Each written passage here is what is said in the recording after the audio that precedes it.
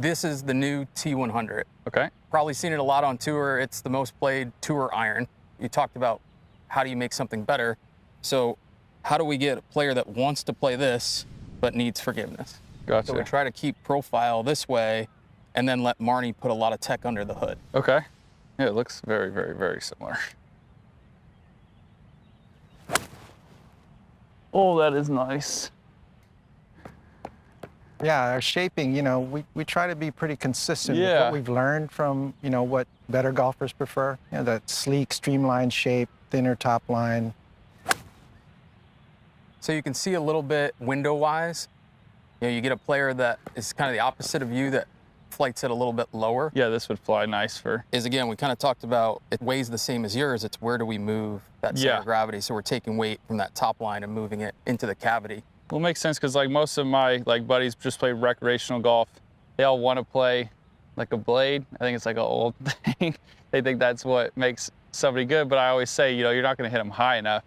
And that's what most people struggle with, is getting the ball to come up and out.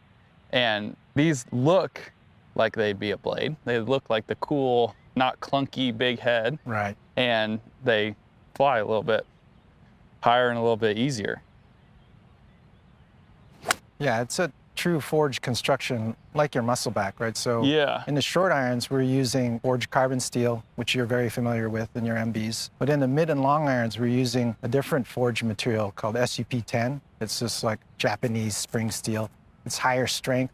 It allows us to carve out some material from the body. From saving that weight, we can then place that back into the super heavy, high-density tungsten that allows you to increase the MOI, which is gives you stability and impact, which everybody loves that. Yeah. That. I feel like that's what Tyler's always been the best at, is that stability at impact. There's no reaction of your hands really, unless you just thin it as bad as you can. But toe and heel is always harder to feel, which is good because that means it's not reacting that much when you do happen to miss hit it. I never miss hit though, so it might be a bad example.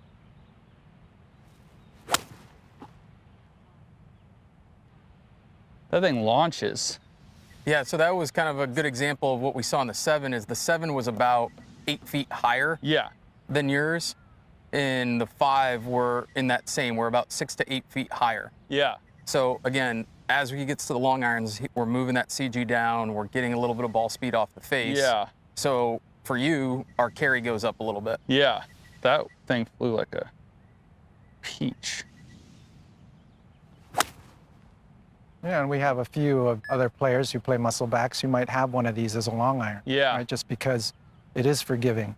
Yeah, like JT plays it in a 4. Okay. His first description, you get to Augusta and you get that downhill lie, you with want a blade 4 iron, you kind of want that thing launching as high as possible. Yeah.